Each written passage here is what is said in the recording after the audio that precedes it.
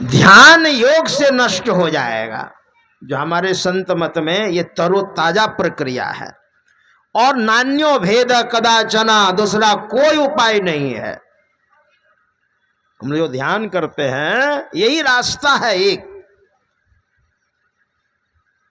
अरे ऐसा कोई तो पाप नहीं कर सकेगा, पहाड़ के समान कोई पाप कर सकेगा क्या?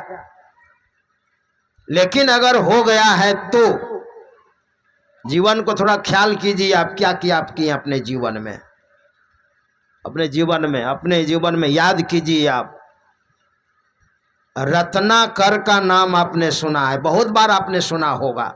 रत्नाकर वाल्मीकि बन गए।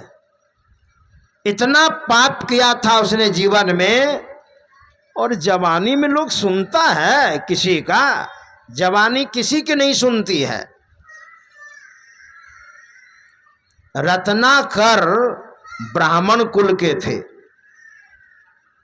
और जानते हैं ब्राह्मण का मतलब जो सदाचारी हैं। हमारे आदरणीय महेंद्र बाबू देखिए कि नहीं का यहाँ कुछ नहीं खाते हैं, दुकान की भी चीज नहीं खाते हैं।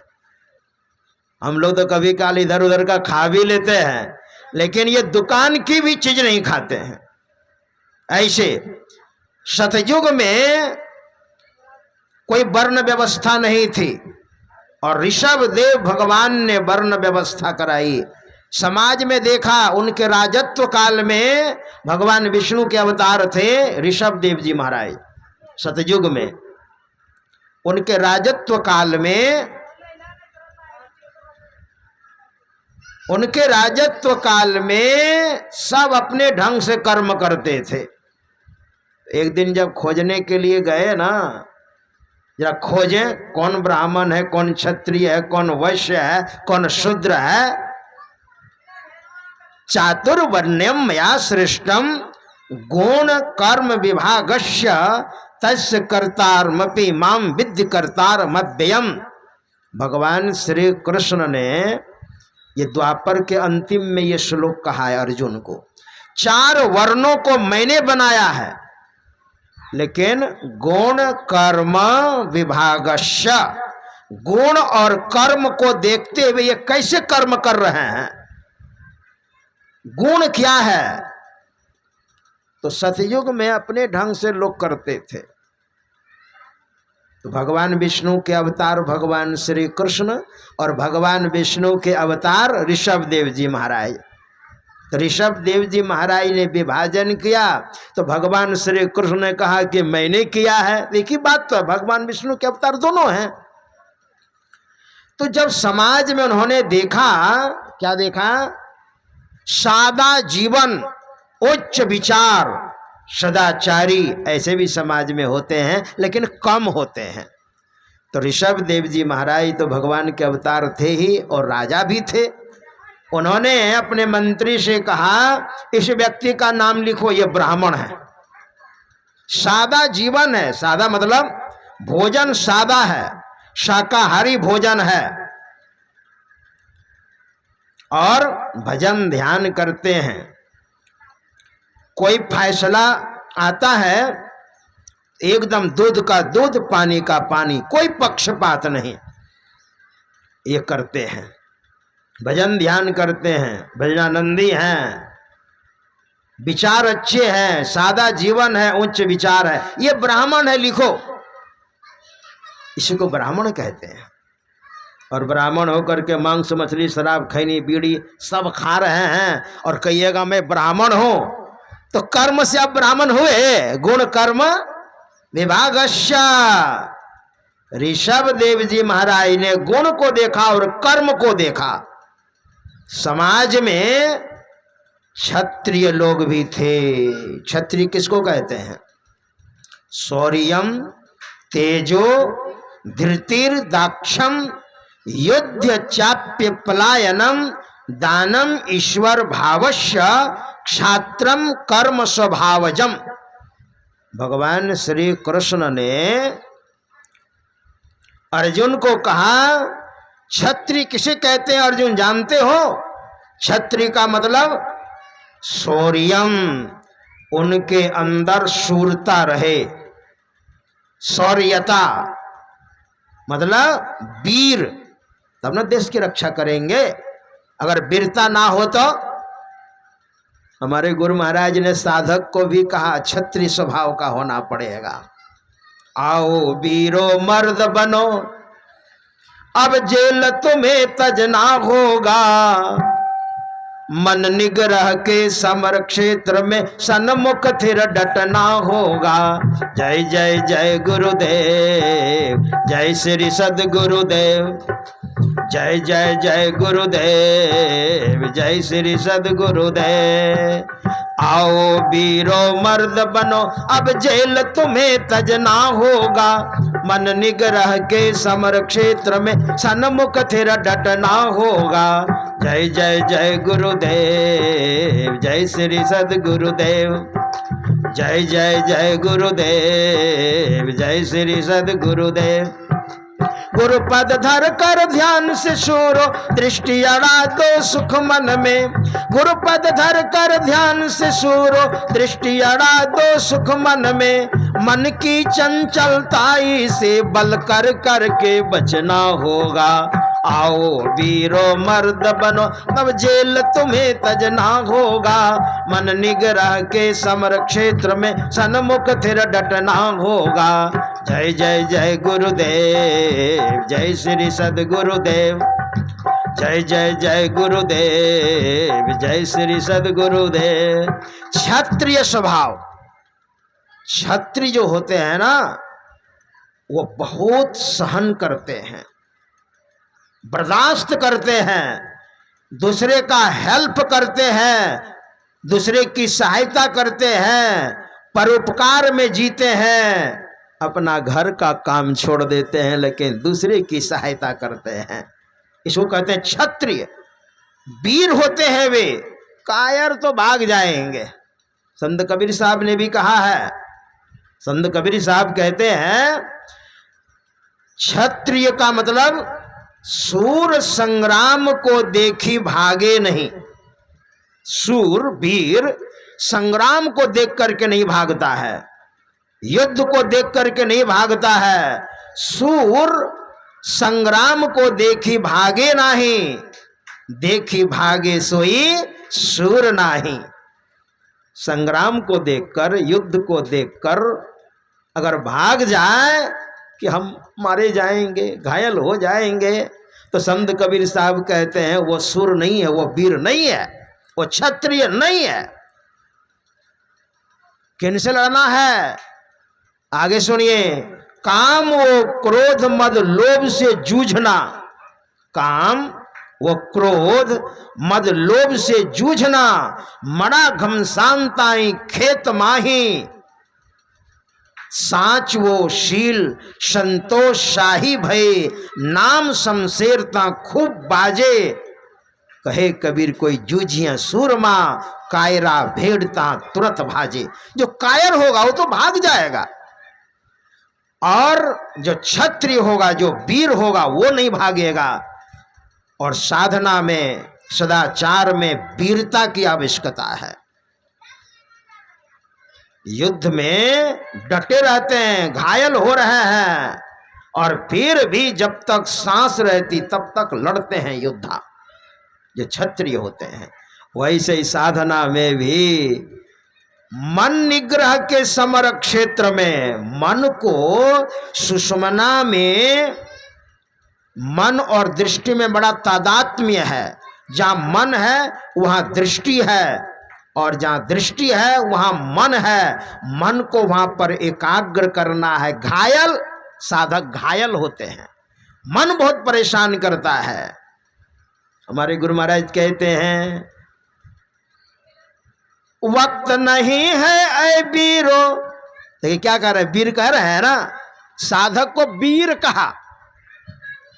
साधक साधिका दोनों, केवल पुरुष को नहीं। वक्त नहीं है ऐ वीरो अब गाफिल होकर सोने का, वक्त नहीं है ऐ वीरो अब गाफिल होकर सोने का। बिंदु राह से निकल बहादुर तब मंडल टपना होगा। आओ वीरो मर्द बनो, अब जेल तुम्हें तजना होगा। मन निग्रह के समर क्षेत्र में सन्मुख थिर डटना होगा। जय जय जय गुरुदेव, जय श्री सद्गुरुदेव, जय जय जय गुरुदेव, जय श्री सद्गुरुदेव।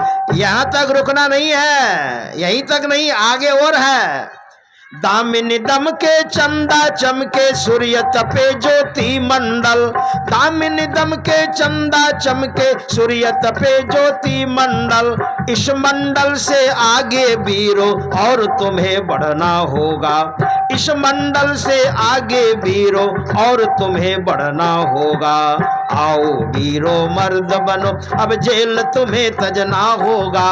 मन निग्रह के समर क्षेत्र में सन्मुख थिर डटना होगा। जय जय जय गुरुदेव, जय श्री सद्गुरुदेव, जय जय जय गुरुदेव, जय श्री सद्गुरु। गुरु महाराज क्या कहते हैं? ऐ वीरो आगे बढ़ो, क्षत्रिय स्वभाव है ना, क्षत्रिय बलवान होते हैं, वीर होते हैं। और गुरु महाराज भी याद दिला रहे हैं, और तुम्हें बढ़ना होगा ऐ वीरो, और आगे बढ़ना होगा। शब्द मंडल में सार शब्द ध्वनि गुरु गम होकर धर लेना, शब्द मंडल में सार शब्द ध्वनि गुरु गम होकर धर लेना। जगत जेल को इस युक्ति से सुन में ही तजना होगा, जगत जेल को इस युक्ति से सुन में ही तजना होगा। आओ वीरो मर्द बनो, अब जेल तुम्हें तजना होगा। मन निग्रह के समर क्षेत्र में सन्मुख थिर डटना होगा। जय जय जय गुरुदेव, जय श्री सद्गुरुदेव, जय जय जय गुरुदेव, जय श्री सद्गुरु। इसी को कहते हैं क्षत्रिय वीर, इसी को कहते हैं। साधक और साधिका को भी वीर बनना पड़ेगा। समाज में ऐसे भी लोग होते हैं।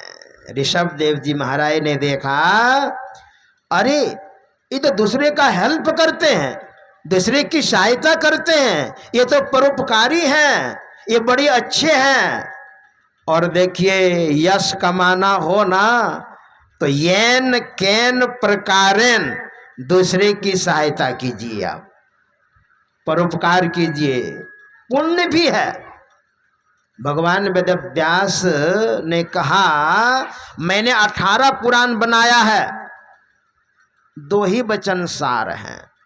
18 पुराणेषु व्यासस्य वचनद्वयम् परोपकाराय पुण्याय पापाय परपीड़नम। 18 पुराण आप नहीं पढ़े हैं, लेकिन आपको ज्ञान चाहिए तो 2 चीज को याद रखिए। 18 पुराणों का सार, जैसे दूध का सार क्या होता है? क्रीम। पहले मक्खन होता था, आज क्रीम होती है, मशीन है। 18 पुराण का सार क्या है? 2 ही वचन है, परोपकाराय पुण्याय। परोपकार कीजिए, ये पुण्य है। और पापाय परपीड़नम, और दूसरे को कष्ट दीजिए, अपने को सुखी रखने के लिए, यही पाप है। अगर ये दोनों को आपने समझ लिया, दूसरे को पीड़ा नहीं देनी है अपने सुख के लिए, और परोपकार करना है येन केन प्रकारेण, समझिए 18 पुराण आपने पढ़ लिया भगवान वेदव्यास का, 18 पुराण के ज्ञाता हो गए आप। ऐसे भी समाज में लोग थे। ऋषभ देव जी महाराज ने कहा, ये क्षत्रिय है। अपने मंत्री से कहा, लिखो ये क्षत्रिय हैं, ये क्षत्रिय हैं। और ऐसे भी समाज में लोग थे जो खेती करते थे। खेत ऊंचा नीचा है तो उसको बढ़िया से सरजमीन करके खेती करते थे। खेती नहीं होगी तो भूखे भजन होई न गोपाला, सब भजन ध्यान सब कुछ खत्म हो जाएगा। ऐसे भी समाज में लोग थे, का ये वैश्य हैं। और ऐसे समाज में भी लोग हैं, एक मिनट, ऐसे भी समाज में लोग हैं जो शूद्र, जिसको आप बोलते हैं शूद्र, है ना, ब्राह्मण क्षत्रिय वैश्य, तीन समझ गए आप। शूद्र को समझने में थोड़ी कठिनाई होगी, लेकिन मैं समझाने का प्रयास मैं कर रहा हूं। सुनिए, शूद्र किसको बोलते हैं, ब्राह्मण किसको कहते हैं, समझ गए आप। ऋषभ देव जी महाराज ने देखा और उन्हें व्यवस्था दी। क्षत्रिय परोपकारी को कहते हैं और वैश्य कहते हैं खेती बनीज करते हैं, बढ़िया से व्यापार बढ़िया से करते हैं, ये वैश्य हैं।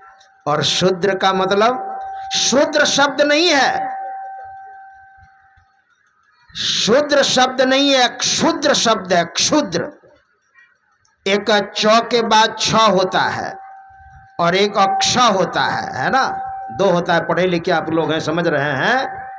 अक्ष है, अक्ष का मतलब आधा क और मूर्धन्य श, ये दोनों मिलकर के अक्ष होता है, संयुक्ताक्षर होता है ना। तो इसका उच्चारण हम कैसे करेंगे, क का उच्चारण स्थान है कंठ और मूर्धन्य श का उच्चारण स्थान है मूर्धा।